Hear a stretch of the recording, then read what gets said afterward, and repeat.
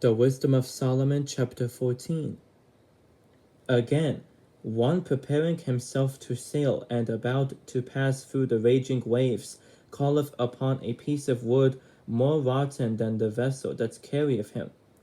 For verily desire of gain devised that, and the workman built it by his skill.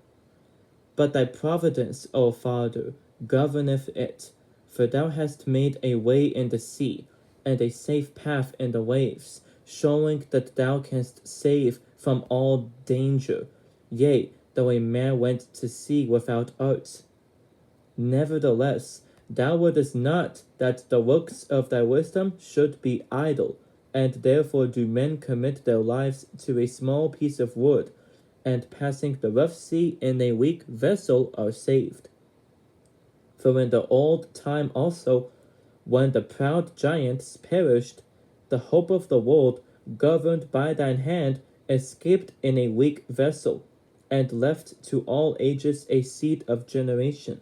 For blessed is the word whereby righteousness cometh. But that which is made with hands is cursed, as well it as he that made it, he because he made it, and it because being corruptible it was called God.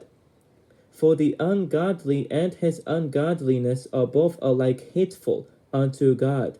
For that which is made shall be punished together with him that made it. Therefore, even upon the idols of the Gentiles shall there be a visitation, because in the creature of God they are become an abomination and stumbling blocks to the souls of men, and a snare to the feet of the unwise. For the devising of idols was the beginning of spiritual fornication, and the invention of them the corruption of life. For neither were they from the beginning, neither shall they be forever. For by the vain glory of men they entered into the world, and therefore shall they come shortly to an end. For a father afflicted with untimely mourning, when he has made an image of his child soon taken away, now honored him as a god, which was then a dead man, and delivered to those that were under him ceremonies and sacrifices.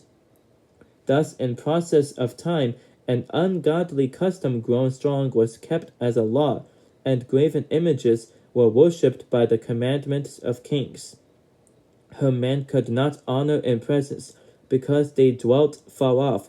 They took the counterfeit of his visage from far, and made an express image of a king whom they honored, to the end that by this their forwardness they might flatter him that was absent, as if he were present. Also, the singular diligence of the artificer did help to set forward the ignorant to more superstition. For he, peradventure, willing to please one in authority, forced all his skill to make the resemblance of the best fashion. And so the multitude, allured by the grace of the work, took him now for a god, which a little before was but honored, and this was an occasion to deceive the world. For men serving either calamity or tyranny did ascribe unto stones and stocks the incommunicable name. Moreover, this was not enough for them, that they erred in the knowledge of God. But whereas they lived in the great war of ignorance, those so great plagues called they peace. For whilst they slew their children in sacrifices, or used secret ceremonies, or made revellings of strange rites, they kept neither lives nor marriages any longer undefiled, but either one slew another traitorously, or grieved him by adultery. So that there reigned in all men without exception blood, manslaughter, theft, and dissimulation, corruption, unfaithfulness, tumults, perjury, disquieting of good men, forgetfulness of good turns, defiling of souls, changing of kind, disorder in marriages, adultery, and shameless uncleanness.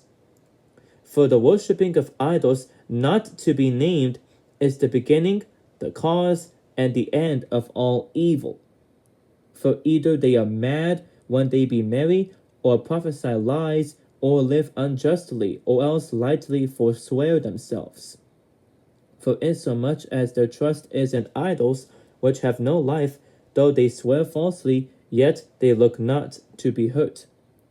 Howbeit, for both causes shall they be justly punished, both because they thought not well of God, giving heed unto idols, and also unjustly swore in deceit, despising holiness.